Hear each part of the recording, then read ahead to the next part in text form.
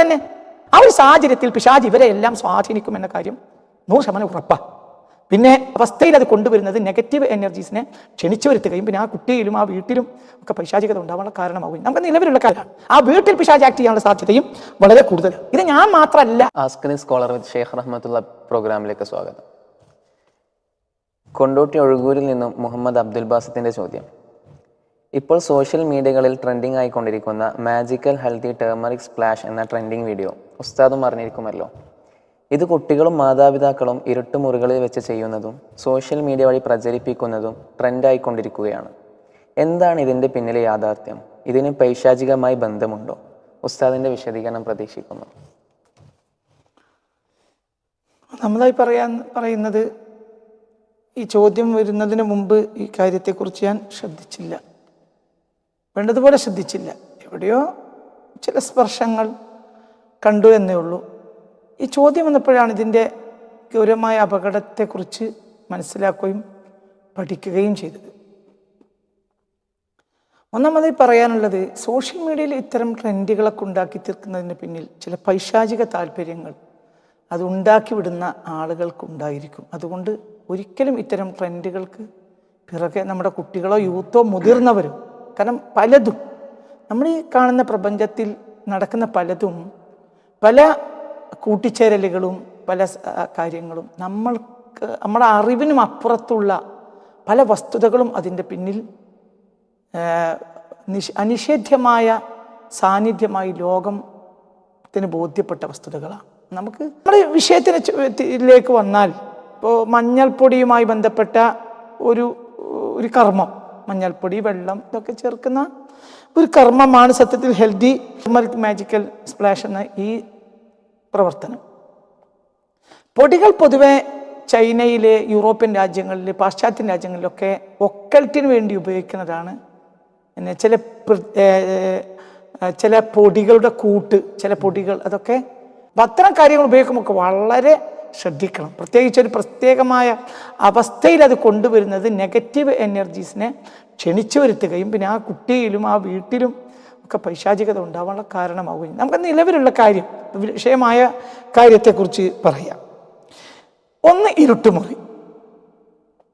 അവിടെ നടക്കുന്ന ഈ കർമ്മം എന്നാൽ ഈ ഹെൽത്തി തെർമറിക് മാജിക്കൽ സ്പ്ലാഷ് എന്ന ഈ സംഭവം, ഒന്ന് ഇരുട്ടുമുറി, രണ്ട് കത്തിച്ചു വെച്ച ടോർച്ച് അല്ലെങ്കിൽ ഒരു മൊബൈൽ ഫോണിൻ്റെ എന്താ പറയുക, അതിൻ്റെ ടോർച്ചിൻ്റെ ഭാഗം ഓൺ ചെയ്ത് വെക്കുക. എന്നിട്ട് മൂന്ന്, അതിൻ്റെ മുകളിലേക്ക് ഗ്ലാസ് വെക്കുക. നാല്, ആ ഗ്ലാസ്സിൽ വെള്ളം നിറക്കുക.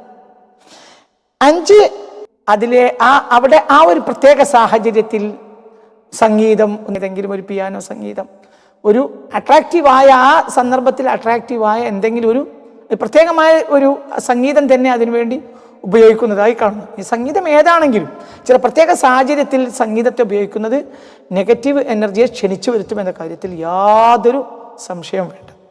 പിന്നെ ആ വെള്ളം നിറച്ച് പിന്നെ ഈ സംഗീത സാന്നിധ്യത്തിൽ പിന്നീട് അതിലേക്ക് മഞ്ഞൾപ്പൊടി ഇടും. ആ മഞ്ഞൾപ്പൊടി താഴ്ന്നു പോകുന്നത് കുട്ടികളെ അടുത്തിരുത്തി കുട്ടികളും മുതിർന്നവരൊക്കെ വളരെ കൗതുകത്തോടെയും ഒരു അത്ഭുതത്തോടു കൂടെയും നോക്കി നിൽക്കും. ഇത് സ്വാഭാവികമായൊരു സംഗതിയാണ്. പക്ഷെ ഇത് ആയിട്ട് മനസ്സിലാക്കിയിട്ട് നമ്മൾ ആളുകളൊക്കെ അതിൽ ഒരു കൗതുകപരമായ ഒരു പ്രവർത്തനമായിട്ടാണ് ഇപ്പോൾ ഇതിൻ്റെ പിന്നിൽ. പഴയ കാലത്തൊന്നും ഇല്ല. മഞ്ഞൾപ്പൊടിയുണ്ട്, വെള്ളമുണ്ട്, ടോർച്ചുണ്ട്, ഇരുട്ടുമുറിയുണ്ട്, ഒക്കെ ഉണ്ട്. പക്ഷെ പൈശാചികത അനുദിനം അധികരിച്ചു കൊണ്ടിരിക്കുന്ന ഈ കാലഘട്ടത്തിൽ ചില തൽപര കക്ഷികൾ, ചില നിഗൂഢ താല്പര്യക്കാർ മനുഷ്യ ഹൃദയങ്ങളിലേക്ക് പിശാചിനെ കയറ്റിക്കൂട്ടാൻ വേണ്ടി കൊണ്ടു നടക്കുന്ന ചില താല്പര്യങ്ങളാണ് ഇതിൻ്റെ പിന്നിൽ എന്ന് നമ്മൾ പഠിക്കുമ്പോൾ നമുക്ക് മനസ്സിലാക്കാൻ കഴിയും. മഞ്ഞൾ, അതേപോലെ തന്നെ വെള്ളം, പിന്നെ വെളിച്ചം, അതേപോലെ തന്നെ ഇരുട്ടുമുറി, സംഗീതം, ഇതിനൊക്കെ നമ്മൾ പഠിച്ചാൽ മഞ്ഞൾ എന്നത് താന്ത്രിക പ്രമാണമനുസരിച്ച് അത് മഞ്ഞൾ വ്യാഴം, ജുപ്പിറ്ററിനെ അഥവാ ബൃഹസ്പതിയെ കുറിക്കുന്നതും സൂചിപ്പിക്കുന്നതുമാണ്. താന്ത്രിക ക്രിയയിൽ അത് ബൃഹസ്പതിയെ സൂചിപ്പിക്കുന്നതാണ് മഞ്ഞൾ. വെള്ളമാകട്ടെ രാശി അല്ലെങ്കിൽ സോമ എന്ന് പറയും, അഥവാ ചന്ദ്രനെ സൂചിപ്പിക്കുന്നതാണ് വെള്ളം. പിന്നെയുള്ളത് ഇത് രണ്ടും, അതായത് മഞ്ഞൾപ്പൊടി, വെള്ളം. മൂന്നാമതായുള്ളത് ഇരുട്ടുമുറിയാണ്. ഇരുട്ട് എന്നത് സ്വാഭാവികമായും എല്ലാവർക്കും അറിയാലോ. ഈ ഇരുട്ട് എപ്പോഴും മനുഷ്യനെ ഭയപ്പെടുത്തുന്ന ഒരു കാര്യമാണ്. അതിലെപ്പോഴും പൈശാചിക സാന്നിധ്യത്തെ നമ്മൾ ഭയപ്പെടണം. പിന്നെയുള്ള ആ സന്ദർഭത്തിൽ കൊണ്ടുവരുന്ന വെളിച്ചാണ്. വെളിച്ചം അഥവാ അത് അഗ്നിയെ സൂചിപ്പിക്കുന്നതാണ്, വെളിച്ചം. മറ്റൊരു കാര്യം സംഗീതം. ഇത് എല്ലാത്തിൻ്റെയും ഈ ഒരു കൂട്ടായ്മയിൽ അവിടെ നെഗറ്റീവ് എനർജി 100% പ്രവർത്തിക്കും എന്ന് നമുക്ക് ഉറപ്പിക്കാം. ഈ കുട്ടിയിൽ പിശാച് കയറാൻ കാരണമാകും. ആ മുറിയിൽ ആ സാന്നിധ്യത്തിൽ 100% പിശാച് വരും. പിശാച് എന്നാൽ ഈ ഭൗമമണ്ഡലം മുഴുവനും നിറഞ്ഞു കിടക്കുന്ന ഒരു യാഥാർത്ഥ്യമാണ് പിശാച് എല്ലാവർക്കും. അപ്പോൾ ഈ ഒരു പ്രത്യേക സാഹചര്യത്തിൽ ആ കുട്ടിയിൽ, എന്തിനാ കുട്ടി, പ്രത്യേകിച്ച് സ്ത്രീകൾ, കുട്ടികളെ പോലെ പിശാച് പെട്ടെന്ന് കയറുന്ന ആളുകളാണ് സ്ത്രീകൾ. ഇനി മുതിർന്നവരും തന്നെ. ആ ഒരു സാഹചര്യത്തിൽ പിശാച് ഇവരെ എല്ലാം സ്വാധീനിക്കും എന്ന കാര്യം 100% ഉറപ്പാ. പിന്നെ അതപ്പോൾ ബോധ്യപ്പെട്ടോളം എന്നില്ല. പിന്നെ അത് അവരിൽ ആക്ട് ചെയ്യുന്ന സമയങ്ങളിലാണ് ബോധ്യപ്പെടുക. അത് അവരുടെ മനസ്സിനെ മാറ്റിമറിക്കും, അവരുടെ കോൺസെൻട്രേഷൻ നഷ്ടപ്പെട്ടു പോകും, നന്മയിലേക്കുള്ള അവരുടെ താല്പര്യങ്ങൾ കുറയും, ശത്രുത വർദ്ധിപ്പിക്കും, തെറ്റായ ചിന്താഗതികളെ വളർത്തും, അശ്ലീലതകളെ വളർത്തും. ഇതൊക്കെ പിശാച് ഉള്ളിൽ കയറിയാൽ നടക്കുന്നതാണ്. അതപ്പോൾ നടന്നില്ലെങ്കിലും പിന്നീട് ഈ പിശാച് ഈ കുട്ടിയിൽ ആക്ട് ചെയ്യാനുള്ള സാധ്യത വളരെ വളരെ വളരെ കൂടുതലാണ്. ആ വീട്ടിൽ പിശാച് ആക്ട് ചെയ്യാനുള്ള സാധ്യതയും വളരെ കൂടുതലാണ്. ഇത് ഞാൻ മാത്രമല്ല, ഇത് എൻ്റെ ഒരു അഭിപ്രായം മാത്രമല്ല. താന്ത്രിക വിദ്യയെക്കുറിച്ച് അറിയുന്ന ഹൈന്ദവ പണ്ഡിതന്മാർ വളരെ വ്യക്തമായി പറഞ്ഞിട്ടുള്ളതാണ്. ഇനി ഹൈന്ദവ പണ്ഡിതന്മാർ മാത്രമല്ല, സർവ്വമതങ്ങളിലും പെട്ട കാര്യങ്ങളെക്കുറിച്ച് അറിയുന്ന, അല്ലെങ്കിൽ ഒക്കൽട്ടിനെ കുറിച്ച് അറിയുന്ന സർവ്വമതങ്ങളിലും പെട്ട പണ്ഡിതന്മാർ ഇത്തരം കർമ്മങ്ങൾ ചെയ്യരുതെന്ന് എല്ലാ കാലഘട്ടത്തിലും അവരുടെ ഉപദേശങ്ങളിലും അവരുടെ ഗ്രന്ഥങ്ങളിലൊക്കെ അതാത് കാലഘട്ടങ്ങളിൽ സൂചിപ്പിച്ചതാണ്. ഞാനൊരു ഉദാഹരണം തൽക്കാലം ഒരാളെ നമുക്ക് ഈ വിഷയത്തിൽ ഉദാഹരിക്കാം. അത് മറ്റാരുമല്ല, മഹാരാഷ്ട്രയിലെ പ്രഗത്ഭ ജ്യോതിഷിയായ ആസ്ട്രോളജറായ പേര് അരുൺ കുമാർ വ്യാസ് എന്നാണ്. അരുൺ കുമാർ വ്യാസ് താന്ത്രിക പ്രക്രിയകളിലൊക്കെ പ്രശസ്തനാണെന്ന് മാത്രമല്ല അറിയപ്പെടുന്ന ഒരു ആസ്ട്രോളജറാണ്. പ്രഗത്ഭനായ ഒരു ഹൈന്ദവ പണ്ഡിതനും ആസ്ട്രോളജറുമാണ് അരുൺ കുമാർ വ്യാസ്. ഈ സംഭവം പുറത്തു വന്ന ഉടനെ അദ്ദേഹം തൻ്റെ ഫേസ്ബുക്ക് പേജിൽ രേഖപ്പെടുത്തിയത് ഒരിക്കലും ഇത് ചെയ്യരുത് എന്ന്. ഇതാണ് അരുൺ കുമാർ വ്യാസ്. ഇതാണ് അതിന് താഴെ ആ ഗ്ലാസിന് അതിൻ്റെ താഴെ ഗ്ലാസിൽ ഫേസ്ബുക്ക് പേജിൽ അദ്ദേഹം കൊടുക്കുന്നത് ഇത് താന്ത്രിക പ്രക്രിയ ഹേ, ഇതാണ്. ഇത് താന്ത്രിക വിദ്യയാണ്, സാധാരണക്കാർ ചെയ്യരുത്. അത്തരം കാര്യങ്ങളൊക്കെ ചെയ്യുമ്പോൾ അത് അറിയുന്ന ജ്യോതിഷികൾ അത് ചെയ്യുമ്പോൾ തന്നെ അവരതിന് ഒരുപാട് കാര്യങ്ങൾ, ഒരു അത്യാവശ്യ കാര്യത്തിന് ഒരു താന്ത്രിക പ്രക്രിയ ഒരു ജ്യോതിഷി ചെയ്യേണ്ടി വന്നാൽ അതിനുവേണ്ടി ദിവസങ്ങളോളം വ്രതമെടുത്ത് പല അതുമായി ബന്ധപ്പെട്ട കാര്യങ്ങളൊക്കെ അവർ ചെയ്യും. എന്നിട്ടാണ് ജ്യോതിഷവുമായി ബന്ധപ്പെട്ട ഒരു താന്ത്രിക പ്രക്രിയ പോലും അവർ ചെയ്യാറുള്ളത്. സാധാരണക്കാരത് ചെയ്യാൻ ഒരിക്കലും പാടില്ലതാണ്. കാരണം എന്തുകൊണ്ട്? ഇത് തികച്ചും പൈശാചികമാണ് ഇങ്ങനെ ചെയ്യുന്നത്. അദ്ദേഹം അതേക്കുറിച്ച് പറയുന്നത്, അദ്ദേഹത്തിൻ്റെ ഫേസ്ബുക്ക് പേജിൽ അദ്ദേഹം കുറിച്ചത്, this is not just some harmless trend. ഇത് കേവലം ഒരു കൗതുകമായ ഒരു കർമ്മമല്ല. ഇത് കേവലം ഒരു കൗതുകമുളവാക്കുന്ന കർമ്മമാണെന്ന് വിചാരിച്ച് നിങ്ങൾ ഇത് ചെയ്യരുത്. It is powerful occult practice. ഇത് കൃത്യമായും ഒരു വളരെ വലിയ ഒരു കൂടോത്രം അഥവാ പൈശാചിക സാത്തനിക് കർമ്മമാണ്. That can attract negative energies. ഇത് തീർച്ചയായും നെഗറ്റീവ് എനർജീസിനെ അഥവാ പിശാചുക്കളെ ക്ഷണിച്ചു വരുത്തുന്ന ഒരു കാര്യമാണ്. യാതൊരു കാരണവശാലും ഇത് കേവലം ഒരു കൗതുകം എന്ന രൂപത്തിൽ നിങ്ങൾ ഇത് ചെയ്യരുത്.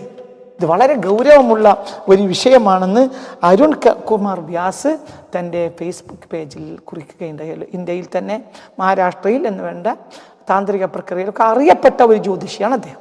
അപ്പോൾ ഇത് ഞാൻ ഉദാഹരണത്തിന് വേണ്ടി അദ്ദേഹത്തെ ഉദാഹരിച്ചത് മാത്രമാണ്, അത്രയല്ലേ ഒരു പ്രോഗ്രാമിൽ കഴിയുള്ളൂ. അപ്പം ഇത്തരം കർമ്മങ്ങളൊക്കെ എല്ലാ മതങ്ങളും നിരോധിച്ചിട്ടുകയും നിഷേധിക്കുകയും ചെയ്തിട്ടുണ്ട്. ഇതെല്ലാം കൂടെ കൂടിച്ചേരുമ്പോൾ മഞ്ഞൾപ്പൊടി നമ്മൾ വീട്ടിൽ ഉപയോഗിക്കുന്നില്ലേ? അത് കറിക്കാണ് ഉപയോഗിക്കുന്നത്. പിശാചിന്റെ സ്വാധീനം അതിൽ ഉണ്ടാവില്ല. വെള്ളം നമ്മൾ ഉപയോഗിക്കുന്നില്ലേ? തീർച്ചയായും ഉപയോഗിക്കുന്നുണ്ട്. വെള്ളം പ്രത്യേകിച്ച് വെള്ളത്തിൽ എപ്പോഴും പിശാചിന്റെ സാന്നിധ്യം ഉണ്ടാകുമെന്ന് പുണ്യ റസൂൽ പറയുന്നുണ്ട്. വെള്ളത്തെ തൊടുമ്പോൾ വളരെ ശ്രദ്ധിക്കണം. വെള്ളത്തിൽ അനാവശ്യമായി കളിക്കരുത്. യുസമ്മ വലഹാൻ, ആ പിശാജ്, വെള്ളത്തിൽ കളിക്കുന്ന ഒരു പിശാജുണ്ട്.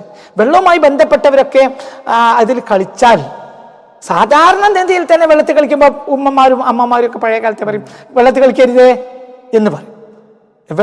അത് വളരെ സൂക്ഷിക്കണം. വെള്ളം എന്ന് പറഞ്ഞാൽ പിശാചുമായി ബന്ധപ്പെട്ട ഒരു കാര്യമാണ്. അത് അത്യാവശ്യത്തിന് ആർക്കും ഉപയോഗിക്കാം. വെള്ളം ഒരു അനിവാര്യമായ കാര്യമാണ്. മാത്രമല്ല, മനുഷ്യനെ സൃഷ്ടിച്ചത് പോലും വെള്ളത്തിൽ നിന്നാണെന്ന് വേദങ്ങളൊക്കെ പറയുന്ന ഒരു സത്യവുമാണ്. അതല്ല ഇവിടെ. ഇതൊരു പ്രത്യേകമായ ഒരു പ്രാക്ടീസാണ്. ഒരു പ്രത്യേകമായ ഒരു ഹോമം പോലെയുള്ള ഒരു കർമ്മമാണ്. അതായത് എന്തൊക്കെയാണ് കർമ്മത്തിൽ?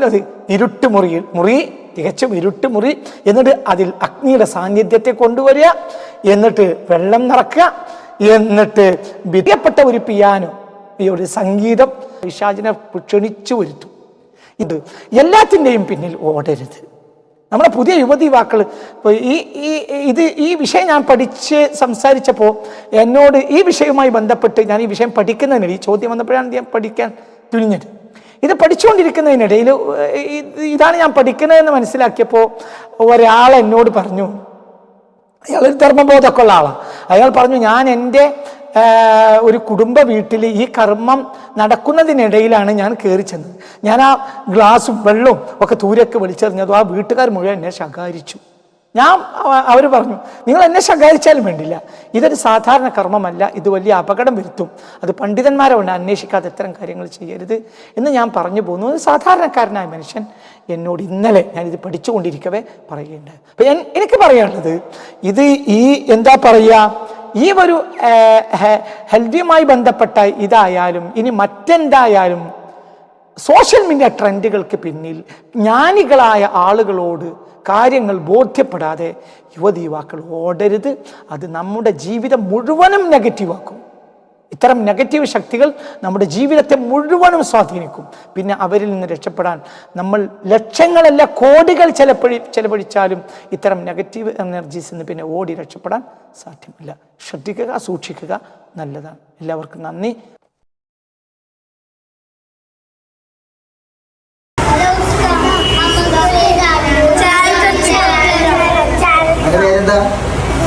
ഇതാനോ അല്ലേ? എന്ത് പ്രാവോ?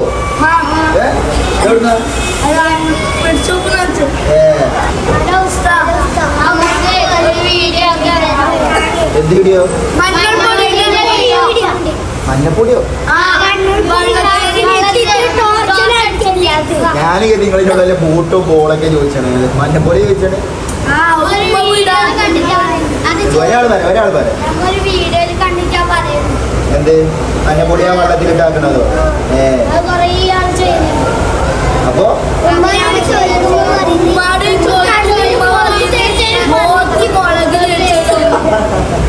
മഞ്ഞപ്പൊടി ചോദിച്ചപ്പോ മുഖത്ത് മുളകും പൊടി ആക്കുന്നു പറഞ്ഞു.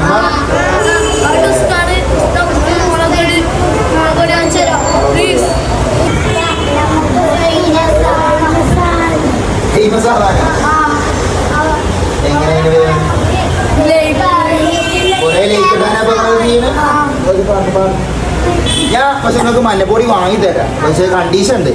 പെരി പോയിട്ട് എല്ലാവരും ചെയ്യണ മാതിരി മറ്റേ വെള്ളത്തിൽ കലക്കിയിട്ട് അങ്ങനത്തെ ട്രെൻഡൊന്നും നമുക്ക് വേണ്ട. നിങ്ങൾക്ക് കുറെ ലേക്കൂത് കിട്ടാനാ. അപ്പൊ എന്താ നിങ്ങളൊരു കാര്യം, ഞാൻ മഞ്ഞപ്പൊടി വാങ്ങിത്തരാം, എന്നിട്ട് നിങ്ങൾ കൊണ്ടുപോയിട്ട് നിങ്ങളെ അമ്മക്ക് കൊണ്ടുപോയി കൊടുക്കുക. നിങ്ങളമ്മ ഇങ്ങനെ ചെയ്യുമ്പോൾ ചീത്ത പറഞ്ഞു എന്നല്ല പറഞ്ഞേ, ഈ മഞ്ഞപ്പൊടി കൊണ്ടുപോയിട്ട് ഉമ്മാൻ്റെ എല്ലാവർക്കും ഓരോ ഞാൻ വാങ്ങിത്തരാം, അത് കൊണ്ടുപോയി കൊടുക്കുക. 10-20-25 വയസ്സായിട്ട് പെരയ്ക്ക് ഒരരിയുടെ ധാന്യം 10 പോലും കൊണ്ടുപോയി കൊടുക്കാത്ത ആൾക്കാർ നമ്മുടെ കൂട്ടത്തിലുണ്ട്. ആ ടൈം നിങ്ങൾക്ക് വയസ്സ് എത്ര? എത്ര മോനെ എത്ര? 5 ആണിപ്പോ. 5-7 വയസ്സുള്ള ആൾക്കാരൊക്കെ സ്വന്തമായിട്ട് ഒരു മഞ്ഞൾപ്പൊടി കരി കൊണ്ടുപോയി കൊടുത്തു. അതല്ലേ അഭിമാനം? അത് കുറെ വെള്ളത്തിലിട്ട് കലക്കി കൊടുക്കും, അതാ അഭിമാനം? അതെ, ഞാൻ മഞ്ഞൾപ്പൊടി വാങ്ങിത്തരാം കേട്ടോ. ശരി ശരി. ഒരു കാര്യം ചെയ്യാം, ഞാൻ വാങ്ങി തരാം. നിങ്ങൾ ഇവിടെ നിന്നോ. മായ കൊണ്ടണ്ട, സ്കൂളൊക്കെ എല്ലാവരും ഞാൻ വാങ്ങി തരാം കേട്ടോ. ഇവിടെ നിൽക്കും.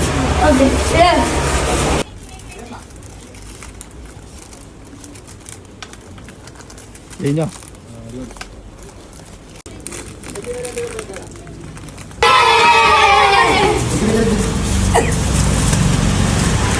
നിങ്ങൾ ഇതാക്കരുത് കേട്ടോ, വളരെട്ട് ഇതാക്കരുത് കേട്ടോ. മകനെ കൊണ്ടുപോകും, മകനെ കൊണ്ടുപോകും കേട്ടോ. എന്റെ മുഖത്ത് ഇത് ആവരുത് കേട്ടോ, നേരെ നോക്ക്. ഉമ്മാക്ക് കൊണ്ടേ കൊടുക്കണം കേട്ടോ.